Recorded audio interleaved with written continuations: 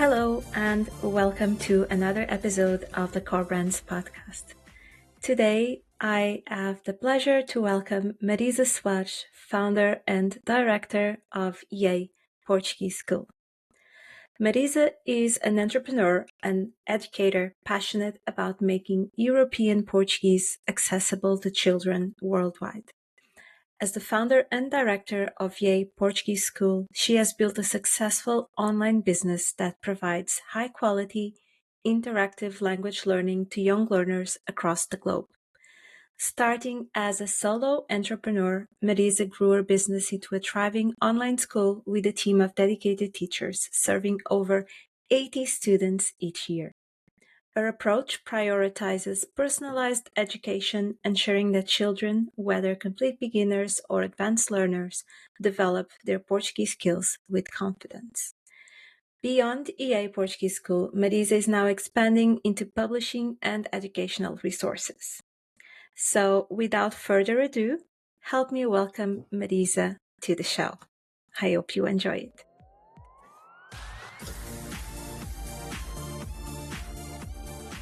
Hi, Marisa. Welcome to the Core Brands podcast. Hi, Roberta. I'm very glad to be here, and I'm very happy and excited to be part of this, to be part of your podcast. How are you today? Great. And you? I'm good too. Thanks. Thanks so much for making the time. I know you're a busy businesswoman, so it's great to have you here.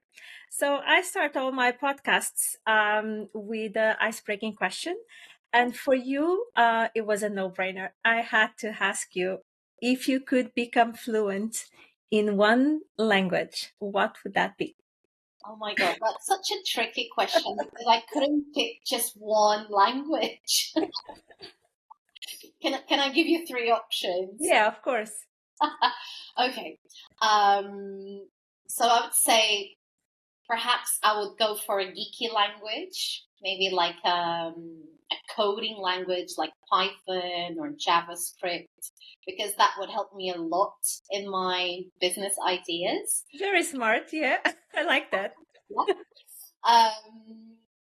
Secondly, I would say, if not that, I would say Arabic. I lived in Dubai for 7 years and I cannot speak a sentence. I cannot put together a sentence.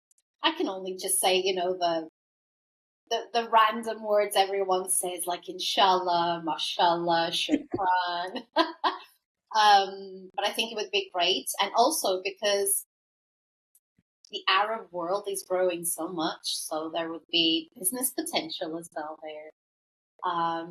But ultimately, if I want to keep it a little bit more real, I would say Italian. I studied Italian in university for a year, and I just love it. The way it sounds. It's very similar to Portuguese. I would go for Italian. Yeah, I would like that as well. I did a bit of Italian studies in university as well because I was supposed to do Erasmus in Italy. But then it didn't happen, and I stopped the studies as well. But I love Italian. Yeah, it sounds really good. It's a beautiful language. Okay, so you just touched a little bit that you lived in Dubai, and I know about that because that's when I met you. You were actually living in Dubai. Do you want to tell us a little bit about your journey? What took you there, and a little bit about your story for our listeners. Okay. I'm almost turning 42, and when I look back at my life, sometimes I go like, wow, I've lived 1,000 lives. And I look back and I take so much pride in my journey. Linking this into my business, my Portuguese school, I'll let you into a little secret. I have never seen myself as a Portuguese teacher. Interesting, huh? I've always played with books. I loved books. Actually, behind me, there are a lot of books. Some of them, books that I would read as a child by myself. in bed at night. I've always loved books. And my favorite moments were when I used to pretend I was a teacher and I would teach my class. Fast forward to grade 5, I took English lessons for the first time. And that was the moment that I realized I wanted to be an English teacher. I just loved that teacher, the songs she would sing with us, the way she would teach. I was like, I want to be just like her. So fast forward to university, I earned a degree in modern languages and literatures, Portuguese and English. Going against everyone in my family and friends, because back then, becoming a teacher, that would mean, oh, you're going to be unemployed, or you're just going to be all over the country going from school to school. Yeah. But I didn't care. I didn't see myself doing anything else. So for some reason, I opted for English studies and Portuguese studies, even though Portuguese was not really my thing. I finished my degree. I started teaching English, across several different schools, like the little ones, um, language schools, primary schools. I even taught English to the elderly. My oldest one was probably 87 at the time. Wow, that's impressive. So It's never too late. it's never too late. Never. Oh, no. And it was just amazing, to have all of this experience. And obviously your approach as a teacher is completely different if you're with a 3-year-old or a 8-year-old. Who do you prefer to teach? I, The younger audience I or the... love the little ones, the ones that I can just bring my unicorns and my stickers and my Yeah. magic and my rainbow claps.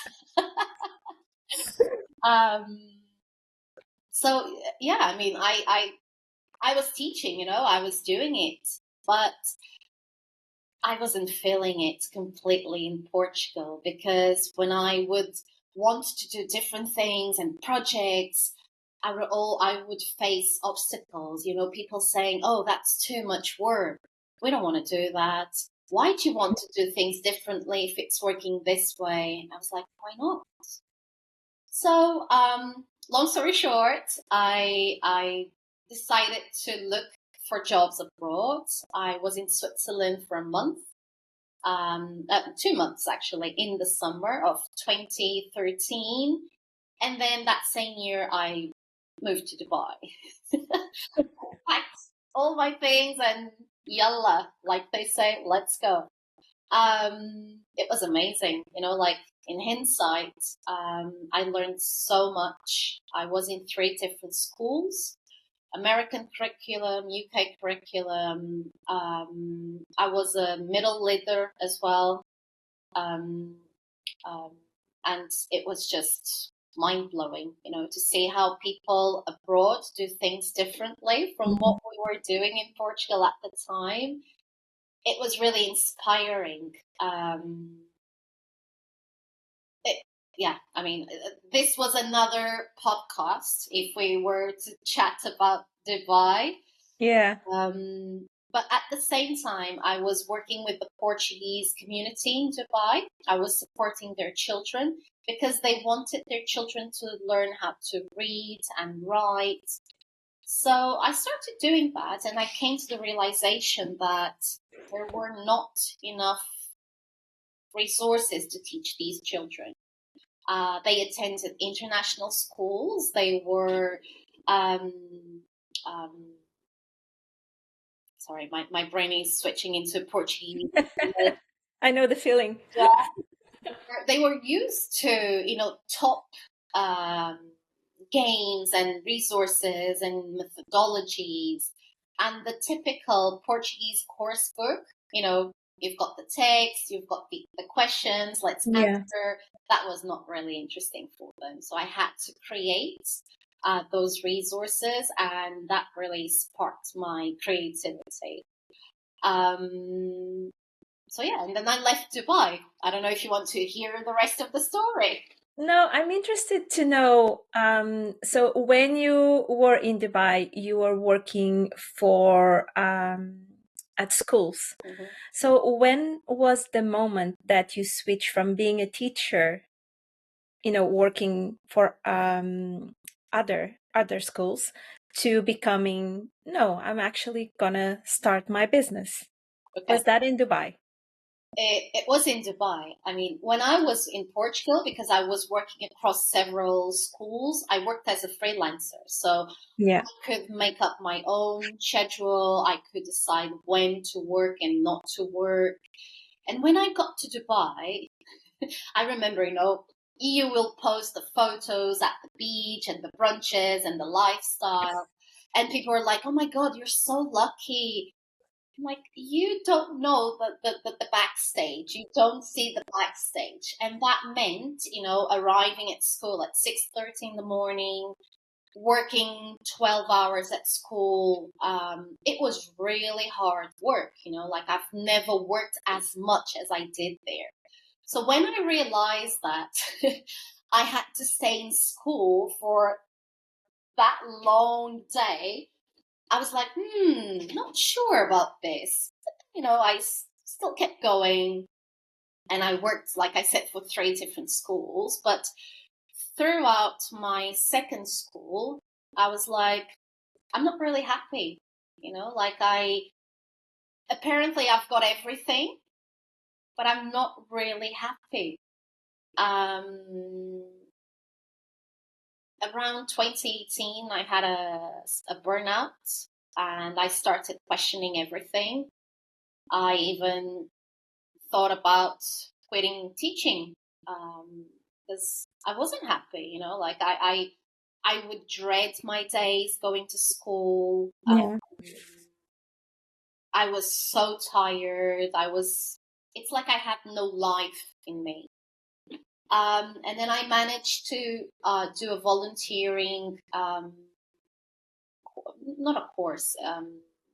I volunteered in Thailand in a local school, and just being there for 2 weeks, surrounded by teachers and children. I was teaching classes of 50, 60, 70 students at a time, and their enthusiasm was so visible, that I was like, yeah, this is it. It's not about me. It's not about my enthusiasm. It's maybe about the context where I am. Yeah. So I decided I wanted to step out of this and creating my own thing. I still didn't know at the time what that was. but But I you just followed your gut, and kind of like your reality was starting to become more concrete, and your dream kind of like started to form into a more visible shape. Um, yeah, I really get what you're saying, because there are so many people that I talk to, and even myself, you get to a point in your career that, it pays well, there's a good benefits, everything looks so perfect, you have a good position, it looks like you've made it in life. But deep down, you're kind of like, what am I doing? Like, I'm waking up at this time and I'm just going to work at this time. I'm having lunch with the same people at the same time, coming back home, and then rinse and repeat every single day. And then I think ultimately, most of us, what we want is some freedom and fun and enjoyment in what we have. So at the end of the day, we we know that we make a difference, and I think that's kind of like what you were looking for as well. So I'm so glad that you gained that clarity and that you switch gears somewhere else, because then I met you. So that's 100% completely agree. I'm looking at one of the symbols. Like I bought this. I will tell you in a second what it is. I bought this in Dubai at the time, and I put them in my bedroom. And for some reason, this was like my vision. Like I'm looking at a pair of golden wings. And for me, that's it about my life. It's about the freedom. What Yeah. do you want to do for yourself? What do you want to create? And we are creators of our life. So just drop the benefits and, the stability and jump for it. Yeah. Yeah. Absolutely. Yeah. And so you started as a teacher, then you started your own business as a solo entrepreneur, Mm. but now you have a team. So it's a different business model. My question for you is transitioning from a solo business owner into a business model. Was that easy? Did you get any support? Like, did you work with a business coach? How did that happen? Like, tell us your secret because you make it look so effortless, you Oh know? my God, you don't see the backstage. People don't see the backstage. I mean, first, when I resigned from my last school in 2020, um, I had to have a shift from being a teacher employed by a third party to become a freelancer. And then when I decided to start this company in Portugal in 2022, I had to have another shift, which was stop being a freelancer and becoming a business owner. So, there's a lot of shifts that even though you can read all the books and you can attend all the courses and try to know everything, it's just being on the ground, working and going through things that you actually learn. Um, so it's not easy. It's not.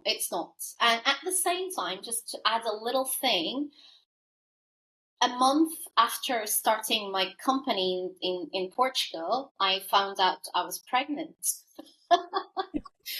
So I normally say that I have two babies. I have my son, Dinesh, and I have this company, which was my baby. Um, but it's not easy at all. You have to change the business model, and it's not just something that can happen overnight. You have to think about it. You have to test it. Um, it was really challenging, not easy at all. Was it scary as well? Oh God. How many times have I cried over the last year? Yeah, I get that. But you're still not over. So you're now expanding and looking into publishing and creating educational resources to add to the business. So that's another side of the business that you are creating. How does that fit with everything? When I decided to resign, I remember having lunch at my desk and I was just scribbling um, what I thought would be my vision for Yay. By the way, Yay, uh, besides the sound of it, is like Yay, Yay. happiness. It stands for innovate, educate, and inspire. And there were three main foundations, like three big pillars. Our Portuguese lessons for children, our resources, and teacher training. I do believe they're all connected. In order for you to teach amazing lessons, engaging lessons, you have to have the resources, 21st century resources. And for that, we need to have training because what we learned back in the day in our teaching course is completely outdated. So the three are connected. Obviously, I've been teaching for these last years, but the publishing the books was just the natural next step. Um, it just sparks my creativity in a way that I cannot explain. For some reason, I've got thousands of books, and I do want to create a product that is disruptive, something that does not exist in the Portuguese market right now. Oh, that's very exciting. Can't wait to hear more about it. We can. Children that are learning Portuguese as a foreign language, they do not have access to books, so they can expand their vocabulary, their structures, their grammatical structures, language structures. So these books will be a collection of books that they can learn Portuguese through reading and through hearing as well. A little bit like a no audio book kind of thing. Very interesting. Very, very interesting. I want to talk a little bit about raising bilingual children. Mm. As a mom of a bilingual child, I know very close to my heart the struggles and how hard it is to introduce my mother language as a foreign language to my child, which, like so many people, don't understand why my daughter doesn't speak naturally Portuguese, for example. It's just that's a whole different conversation and a whole different topic, maybe for another day. Yeah. But I know, and that's one of the things when we first met, we had a Zoom call. That was one of the first things that made me feel seen. You didn't judge, you listen, and you told me straight away that is absolutely normal. And you put my heart to rest, and you told me, don't worry, she'll come back and she will get there. And it's been a few years now, and the difference is just absolutely incredible. Yeah. So what do you have to say for other parents that are raising bilingual children? Maria's out there. What advice, what support can you give them based on your experience? Because I know you've been teaching, kids all over the world, different experience, different backgrounds, but they all get the same support and all get the same understanding from you and from your team, right? They do. They do. It's all about understanding the context of the family, I say that there's no two families that are the same. You guys had your context when you moved from Portugal to Ireland. Um, you had your ups and downs with language, and other families have other experiences. So when it comes to bring a foreign language into the household, it's very challenging because, the kids go to school. Like in your case, your daughter goes to school. She hears English every single day, 90% of the day. Why would she speak in Portuguese with you? She knows you speak English. It's easier for her. Why would she speak Portuguese to you? So it's really a challenge, and it's not about just having good intentions. It's about the child's personality as well, because in a lot of cases, it's the resistance from the child. They don't want to do it. It doesn't matter how many strategies, how much you speak to them. If they refuse to speak, then we have to up our game. We have to try different strategies, and there's not a one size fits all recipe that I could give to you or to your neighbor or the other person, because it's completely different to everyone. But it's just a matter of trying to understand the context, what each child likes, and then tap into those interests, and slowly. Perhaps slowly. That's another thing, it's one of the conversations that I normally have with parents is, this is not your timing. This is the kids' timing, So all the expectations you might have that this can take a year or 2 years or 3 years, I can't tell you how long it's going to take because it really depends on each child. Yeah, it's a long-term investment, I think, in their education. But I pretty much prefer, and this is maybe just a mindset shift, that she did not start her childhood speaking fluent Portuguese, but I do believe, and I do really believe that when she grows up and she's an adult, she'll be speaking Portuguese. And I prefer that than she speaks fluent when she's a child, and then when she's an adult, she just doesn't know how to speak Portuguese. Yeah. Because let's be honest, Portuguese is not an easy language to learn. Like we Portuguese struggle sometimes because there's so many different aspects to the language.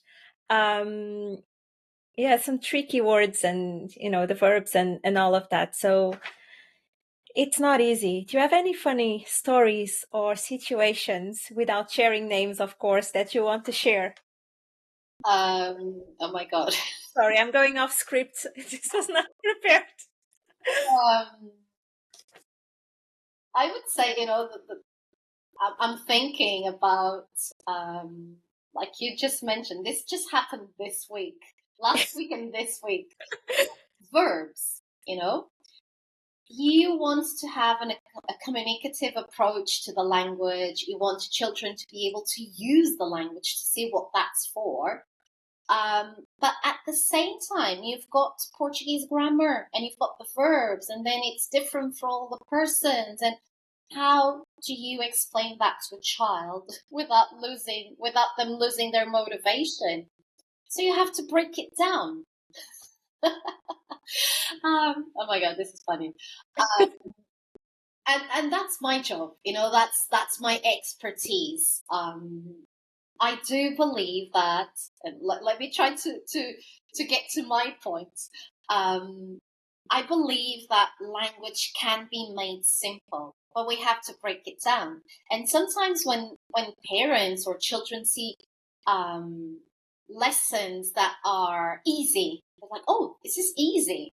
Well, actually, to teach this 1 hour lesson, I spent 3 other hours preparing the lesson. There's a lot of engineering and thought put into the process.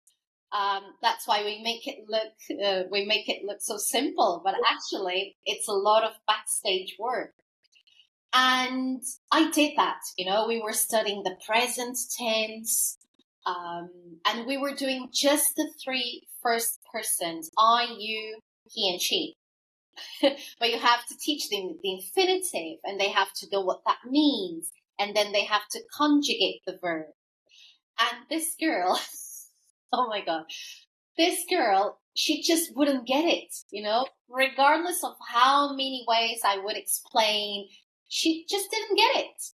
I would have visual examples. We would do it throughout games and writing and saying, but she still didn't get it. And I remember thinking, this was actually yesterday, I remember thinking, oh my God, it feels like I'm back at, in Portuguese we call it Universidade Senior, the school for the elderly.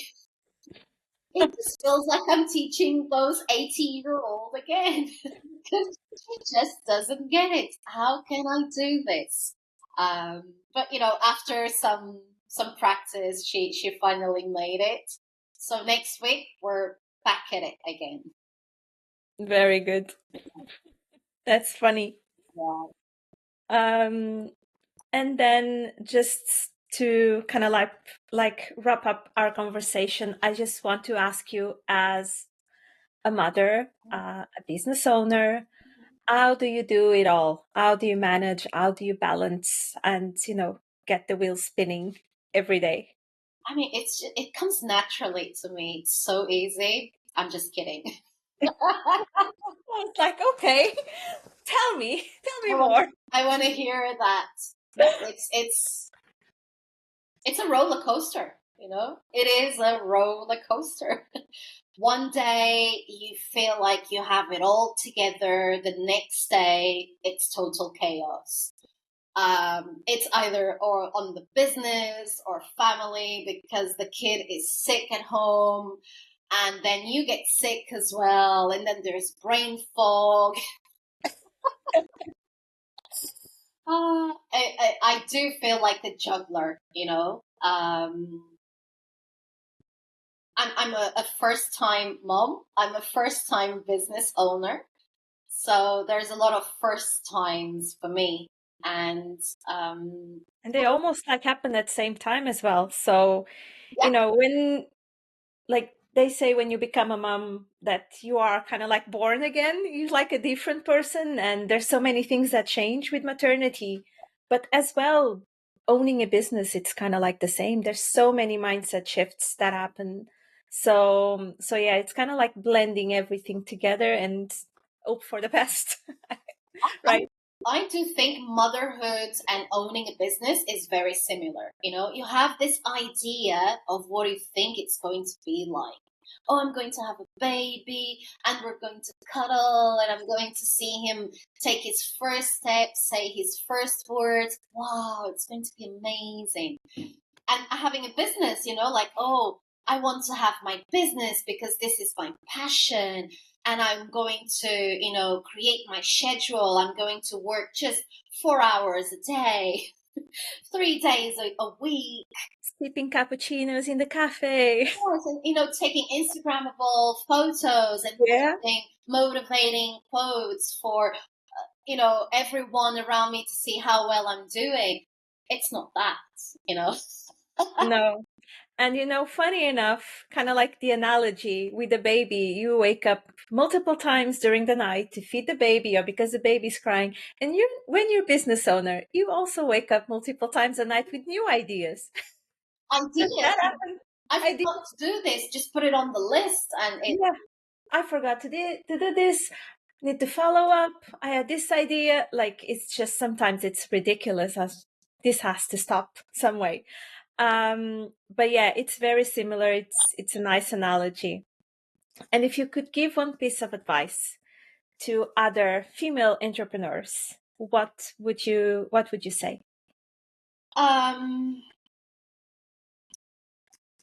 I would say probably treat your business as a business from day one.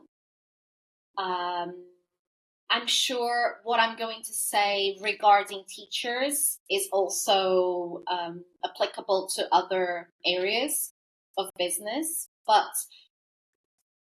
when we're talking about education, it almost feels wrong to talk about money, you know, because it's such a passion driven job, you know, like, oh, you have to teach from the heart and you have to, oh, it's wrong to talk about money. It's not wrong. It's essential to talk about money because if my business is not sustainable, if I don't grow my business, then if I don't help myself financially, then how can I help others? How can I hire other teachers, other people to, you know, to do the various things that need to be done in a business? How do I reinvest back in the business to grow so we can reach more people, so our impact is bigger? Um, you know, I think there has to be a shift, and there's almost like a bit of shaming, you know, oh, you're a teacher and you're thinking about money, and obviously we have to think about money, you know, Yeah, absolutely. and there's a difference 100%. between revenue and profits. Oh yeah, You a know, big difference. you can, Sometimes. you Yeah. can have an amazing revenue, what seems like an amazing revenue, but then you have to pay for all your bills and you have to reinvest. So And you still have to pay yourself as well for your obviously, skills and your expertise because we cannot sell ourselves short. We have to see our value, and everyone deserves to be paid what they deserve. So absolutely, 300% agree yeah, with that. And for me, it took me a while as well to get into that mindset. Um, but yeah, once you get there, you understand, like, it's transformational. Yeah. it's a journey. And I would also say that throughout that journey, um, this seems like a cliche, but all the cliches are true. Um, Yeah, that's why they are cliches. and just be kind to yourself, you know. Looking back, I started doing therapy back in Dubai in 2018. And that has been life changing for me. You know, it has given me confidence, the clarity, um, to pursue my dream and my passion, because it's not an easy road. You know, like there are days when you just want to give up and just say, I'll just sell everything, I'll just move to, I don't know, to a desert island and I'll just stay there forever. But it's having this emotional stamina, because the body, you know, you rest or you take some coffee and you kind of wake up, but it's the emotional stamina that it's required from, you know, having a business that you have to have.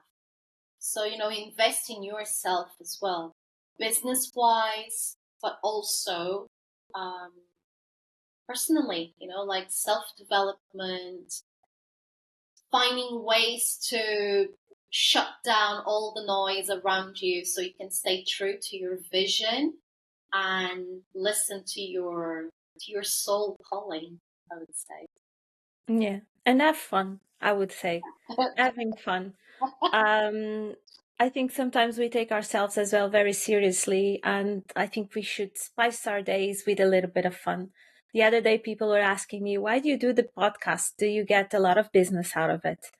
It's like, no, I don't, but I have loads of fun. Like, I truly enjoy it. It gives me so much satisfaction to have these conversations, to actually edit the episodes and promote the episodes. I absolutely love it. And I never thought I would do it. But yeah, it's just for fun. And I think we need to kind of like bring some fun elements to work as well, because it's just not all about client tasks and, so I yeah. mean, I Fun. work with kids, so I have fun all day. Oh, yeah, I bet you do. Yeah, definitely. I um, agree with you. And just to close our conversation, what's next for Yay? Um, the books, the The books. publishing, definitely. Like I said, you know, this is part of a bigger vision. Our Portuguese school is just a part of it. We're still growing. We're still nurturing structure, the system, the business. Um, but I'm the kind of person that I don't do one thing at a time. I can't do one thing at a time. And because, you know, those three foundations that I told you, they feed into each other. This was the natural next thing for Yay. It's these materials, these books. Um, so yeah, and I'm very excited about them. Something that has been on the pipeline for ages, and it's finally happening. Amazing. I'm so happy for you. Marisa, where can people find about Yay? Do you want to tell us your links? Sure. So they can visit our website, www.ei.pt. That's IEI. I know for English speakers, it's not the most, the easiest word, perhaps. So our website, I do have a LinkedIn account if people want to connect professionally. And we do have a very shy Instagram account. We're working on posting a little bit more regularly. Um, but it's still there if someone wants to see it and follow us. It's the handle is at yay.pt. I'll share the links on the episode description for anyone that wants to follow you and check your resources and upcoming books. Marisa, thank you so much for your time. It was such a pleasure to have you in the show, and I hope to speak to you soon.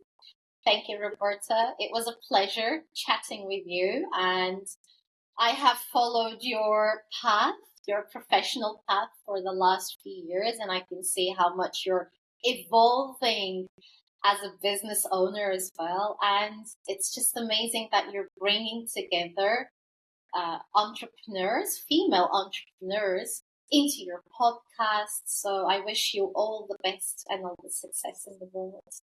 Thank you so much. Thank you. Very Bye. Bye-bye. Bye. And that's it for today's episode. Thank you for listening, and remember, every brand journey starts with a single step.